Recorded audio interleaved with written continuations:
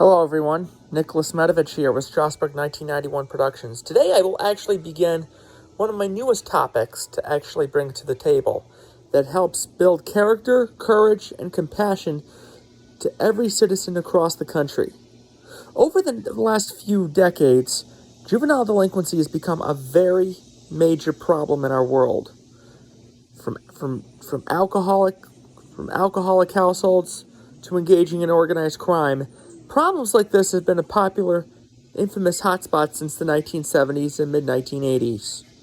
Some of the stories I will actually bring to you are some of the most dramatic and sometimes graphic, and the sensitive nature of this program is that the discretion will always be advised.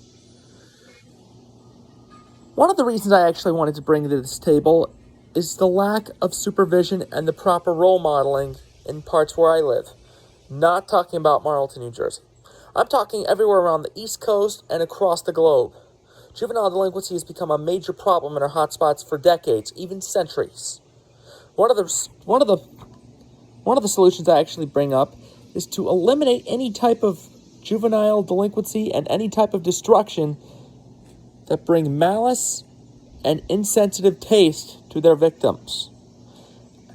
From alcoholic households to smashing windows and insensitive games, juveniles and alcohol have one thing in common, along with drinking and driving. They do not and will not go together. Time after time, we've seen excuse after excuse after excuse.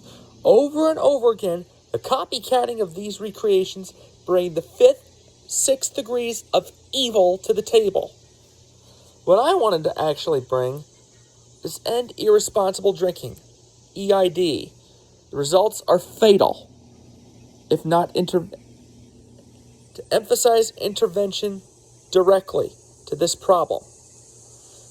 To intervene on these problems, we need to have the proper role models, and sometimes, when necessary, in the sensitive circumstances we live in, physical force must be used to understand that people need a taste of their own hazardous material, corrosive, infectious, dangerous, when wet-related medicine.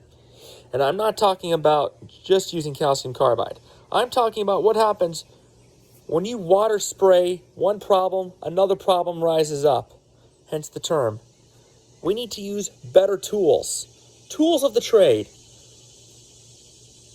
and the spirit and the courage that bring us united as one, divided we fall. Juvenile delinquency is equally worthless to every network all over across the country and all over the world. What we can do is have the proper role models for these troubled adolescents and troublemaking adolescent youth. For troublemakers, they get a taste of their own medicine when they go to state and federal prisons. And tasting your own medicine. This is basically an adult version of Beyond Scared Straight, which is a program to help curb against juvenile delinquency.